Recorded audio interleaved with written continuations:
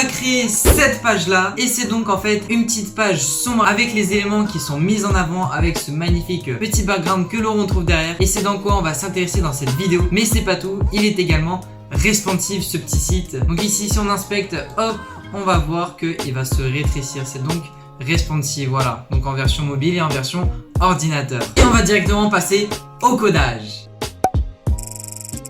Alors on va tout d'abord faire un petit lien avec notre CSS et on analyse qu'est-ce qu'on y voit sur notre page. D'ailleurs en passant, merci énormément, on se rapproche vraiment des 100 abonnés. Là je crois actuellement je suis à 95 ou 94. Merci énormément, ça fait extrêmement plaisir. On reprend la vidéo, voilà, merci encore.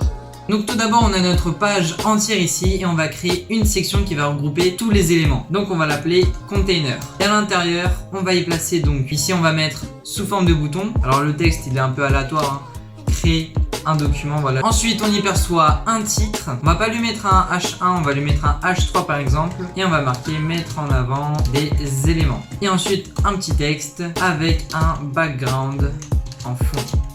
Voilà, et tout ça on va le regrouper sous une forme de div qu'on va appeler texte. Donc on va mettre tout ça à l'intérieur. Voilà, de cette manière là. Ensuite notre deuxième gros élément, ce sont les 3 blocs. On va donc créer encore une div qu'on va noter boxes pour dire les blocs en général. Et en fait on va créer 3 blocs qui seront exactement les mêmes. Donc pour cela on va faire div x3 et qui auront une classe de box. Et vu qu'ils seront tous les 3 les mêmes, je vais sélectionner les 3 et je vais à chacun leur donner les mêmes propriétés. Donc tout d'abord on a un bouton, donc je vais marquer button et dans ce button voir document. Ensuite on a un petit titre. En fait le titre on va plutôt le mettre sous forme de texte mais avec une font size plus grande.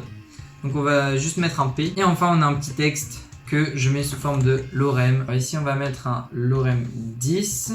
En fait ça génère des textes aléatoires. Lorem 20 et un lorem 15. Voilà, et ici on a écouter, lire et apprendre. Donc j'ai marqué écouter, lire et apprendre. Et enfin on y retrouve un bouton, voilà, qui est à la toute fin. On va lui marquer une div qui va regrouper notre bouton. Dernière div ça va être classe bouton final. Et donc on va marquer essayer le document. Et donc voilà ce qu'on obtient, tout simplement une page HTML. Donc maintenant on va passer au CSS. Toujours on va marquer les paramètres de base qu'il ne faut pas oublier, padding 0, margin 0, box sizing, border box. Et on va tout de suite commencer avec le body. Donc qu'est-ce qu'on va faire? Dans un premier temps, la base, width 100%. Je vais lui donner une hauteur de 800 VH.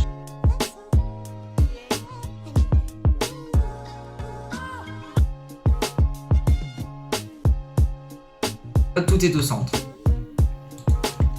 Ok, donc maintenant on va passer tout simplement à la personnalisation de chacun de nos blocs. Donc on va commencer avec le texte directement.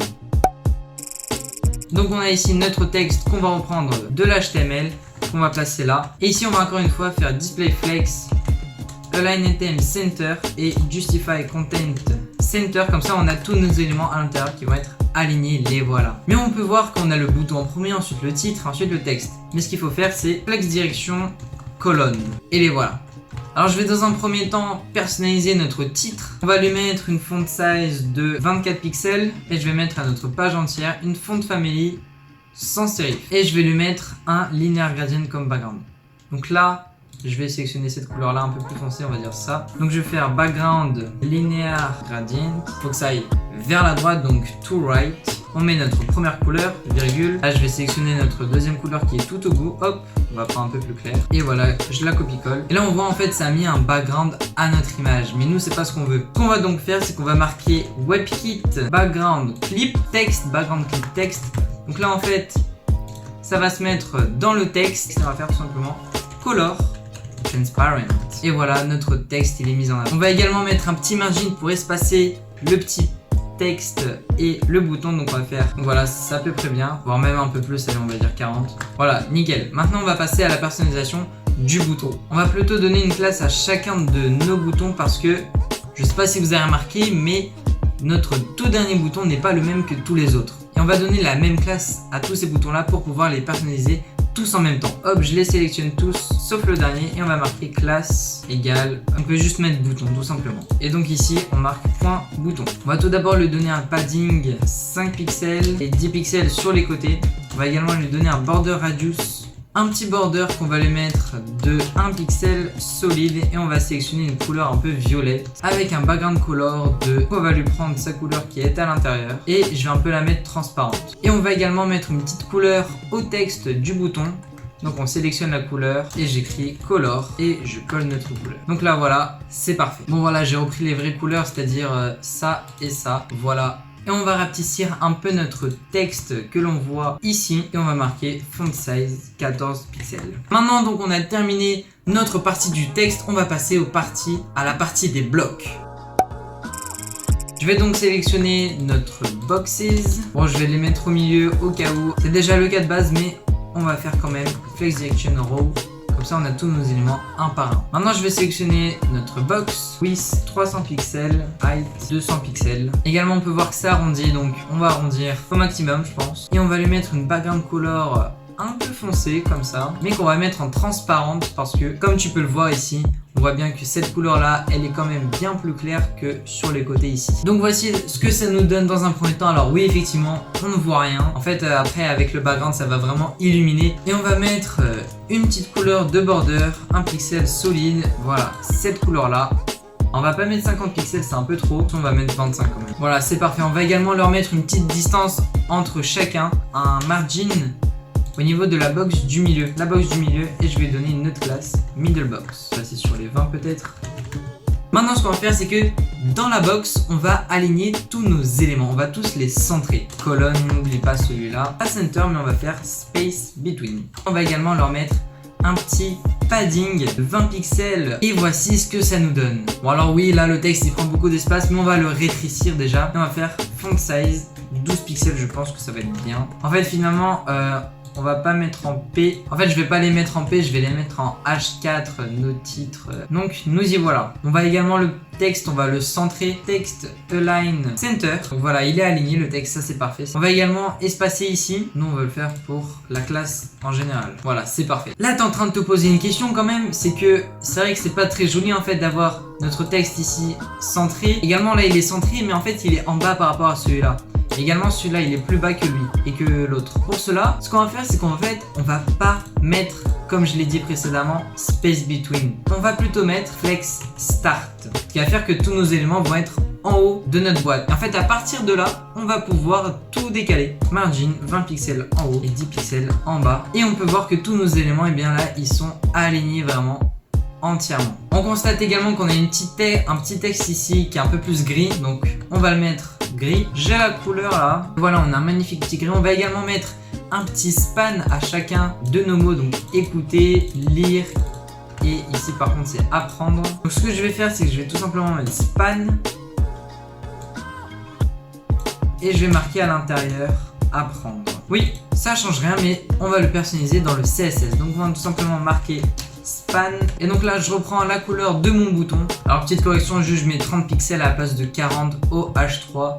Comme ça, ça se ressemble un peu plus. Voilà, c'est nickel. Ok, et enfin, dernier élément sur cette page qui est le voyant, c'est le dernier bouton. Pour cela, on va prendre sa classe qui est bouton, enfin, prendre la classe du div et on va lui donner une width de 100%. Et en fait, ça va être le container pour pouvoir placer le bouton où l'on veut. Et nous, ce qu'on va faire, c'est qu'on va mettre display flex. On va le placer tout simplement au milieu. Voilà, de cette manière-là. Et comme ça, il est placé au milieu. Maintenant, on va personnaliser le bouton en lui-même, le border radius. Et je vais lui mettre un padding de 10 pixels sur les hauteurs et on va dire 20 pixels sur les côtés. Avec une background color, on va la sélectionner qui est celle-là. Et donc voilà, il est déjà prêt. Alors, oui, on constate qu'il y a un petit trait. C'est pas très joli, il faut juste mettre border none. Là, ce qu'on va faire, c'est qu'on va rajouter notre background au niveau du fond. Ce qu'on va faire, c'est qu'en fait, ici, sur ce site, j'ai placé le background au niveau de la middle box, donc de la box du milieu. Donc, comme ça, également en responsive, le background il reste au centre de la box du milieu. Comme ça, ça nous fait quand même le tout qui est éclairé. Je prends ma middle box et je vais faire 2 points before. Donc ce qu'on va faire, c'est qu'on va faire content vide, position absolute. On lui met une width de 500 pixels quand même bien large et une hauteur de 500 pixels. En fait, ça va être un carré. Et là, ce qu'on va lui mettre un background de rouge pour qu'on puisse bien voir. Alors oui, là le carré rouge, il se trouve en fait en bas. En fait, il se trouve vraiment en bas de la page. Et pour cela, top 0 et left 0. On va mettre position relative à notre middle box. Donc ici, hop, position relative. En fait, ce qu'on va faire, on va placer top moins 50% et left moins 50%. Car nous, ce qu'on veut, c'est que, le cube rouge là, le carré rouge, il soit au milieu de notre middle box. Et on va mettre transform translate moins 50%, moins 50%. C'est un peu la règle pour placer un élément qui est en position absolue, de le placer au centre. Oula, pourquoi ça ne fonctionne pas? Parce que j'avais mis moins 50, mais bien sûr, faut mettre 50. Oh là là. Donc là, voilà, il est au centre. Oh, enfin. Bon, maintenant, on va le mettre avec sa vraie couleur. Pour cela, donc voilà sa couleur. Donc on va remplacer le red par celle-ci. Et là, le petit geste technique et un petit paramètre filter blue. Et on va mettre 200 pixels. Et nous y voilà. Non, je rigole. C'est pas terminé. On voit bien en fait là ce qu'il fait, c'est que le 2.before il se trouve en fait au-dessus de tout notre de toutes nos box. Et ce qu'on va faire, z-index moins 1. Et donc voilà, on a réussi à placer notre background color en fond. Maintenant, on va un peu plus ajuster la couleur qui est ici. Car on peut voir ici, c'est un peu plus transparent sur notre vrai site. Donc en fait, au niveau de notre box, c'est un noir, mais encore plus transparent. Là, comme on peut le voir, il est vraiment transparent. Et hop, si j'actualise, c'est vraiment identiquement le même. Là, on est exactement pareil. Alors bon, maintenant, on va passer à la phase du responsive. T'inquiète pas, ça va vraiment pas durer longtemps, je t'assure. Ce qu'on va faire, c'est qu'on va marquer @media et on va marquer all. All, ça veut dire pour tout type d'écran. On va donc marquer max width et on va marquer 1000 pixels pour dire que en dessous de 1000 pixels, il va se passer tout ce que je vais dire là juste en dessous. C'est-à-dire que là, je vais reprendre boxes que je vais coller ici. Point boxes. Et ce que je vais faire, c'est que je vais changer la flex direction qui va être en colonne. Donc là, on est ici 1100, 1100, hop, 1080, 1050 et hop, on passe en dessous des 1000 pixels. On voit qu'on a quand même un petit margin, mais on veut un peu plus les espacer. Et pour cela, on va sélectionner notre classe box. On va marquer margin, c'est la valeur parfaite. Donc voilà, 25 pixels, c'est excellent. Mais par contre, on y retrouve un problème. Là, je suis tout en haut et il a disparu le bouton. En fait, c'est pas qu'il a disparu, c'est juste qu'on le voit pas. Et pour cela, alors moi j'ai passé beaucoup de temps à résoudre ce problème, mais j'ai trouvé, en fait c'est un truc tout simple, c'est juste dans le body, faut pas dire que la hauteur elle est de 100 VH, c'est-à-dire la hauteur d'un écran, mais qu'elle est plutôt de minimum 100 VH, min 8 100 VH. Et donc hop, on a ici nos éléments, tout simplement un margin de 100 pixels. Et donc faut pas oublier de mettre un overflow X hidden dans le body pour pas qu'il y ait la petite barre en bas. Et voilà, c'est terminé. Et donc voilà, on a créé notre magnifique effet. Je te remercie énormément d'avoir regardé cette vidéo jusqu'au bout. J'espère qu'elle t'a plu, qu'elle t'a appris quelque chose. Et on se revoit pour une prochaine vidéo. D'ailleurs, n'hésite pas à t'abonner, ça me fait plaisir. Et c'est ciao!